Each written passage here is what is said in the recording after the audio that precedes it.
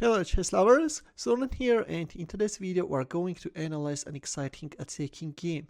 This is a game played between two American chess players. Herbert Seidman is playing against Anthony Santasiere. Seidman played several times in the US Championship and he won the New York State Championship in 1961 and in 1971. When it comes to Santasiere, he was US Open champion in 1945 and was 3 times New York State champion.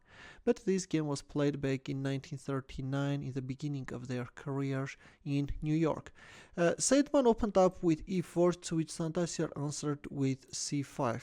Sicilian defenses on the board, and we have the so-called Nimzowitsch variation.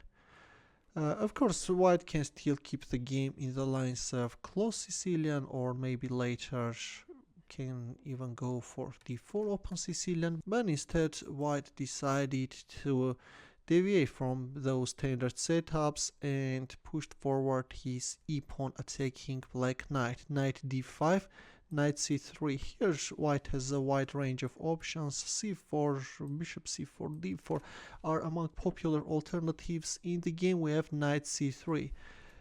e6 and knight takes c3 are the main moves in here. In the game we have knight takes c3, d takes c3, b6.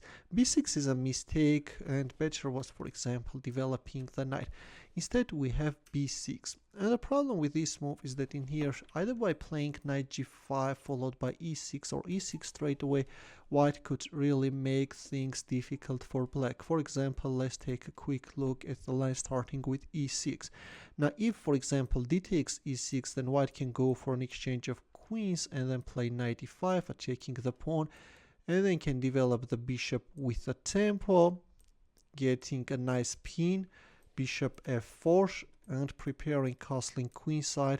White has a nice bishop pair, developed position, and there are too many problems to solve in black's camp. Yes, black is definitely in a very difficult situation, but white missed his chance and instead of e6 played bishop c4. e6, bishop f4, queen c7, white castled, bishop b7, queen e2, a6, a4, preventing b5, knight c6, rook a d1, bishop e7, rook d2. White now wants to double up the rooks on the d file and put pressure on d7. And turns out that this is actually a very venomous idea, and it was high time to do something. These pieces are really placed awkwardly, and for example in here playing knight a5, then queen c6 could allow black to put some resistance, but not suspecting anything, black castled kingside, and now let's see what's the problem with it. There comes rook d1. Already we have a hanging pawn, which black protected with rook d8. Knight g5, white is intensifying the pressure, and already a threat like knight takes f7 is hanging in the air.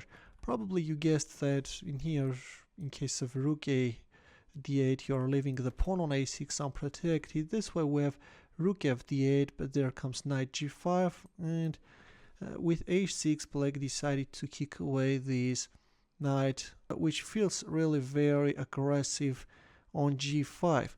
Since we reached the critical position, please pause the video and try to find white's upcoming moves. Ready? Here we go. Turns out that in this case also knight takes f7 works. But, well, knight takes f7 may be easy to see after I told you that with knight g5 you're aiming to play knight takes f7, but the upcoming combination can be difficult to figure out. Here comes rook takes d7, and this move is something which can be really more difficult to find than knight takes f7. Queen takes d7. Black is deciding to give up the queen. The thing is that now if rook takes d7, there is this bishop takes e6 check. And yeah, black king cannot survive. So that's why at the cost of queen takes d7, now black is ready to meet bishop takes e6 with queen takes e6. But here white first won the queen and then announced a check. Although going for bishop takes e6 straight away also works. g6, and only in here we see bishop takes e6. King takes e6, check. Bishop f6. Well, if king d5, then check, and then checkmate. Looks very picturesque. Bishop f6 was black's answer, and queen takes f6 here.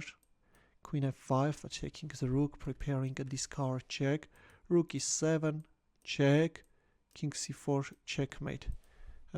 Remarkable attack by Herbert Seidman, which I hope that you enjoyed a lot.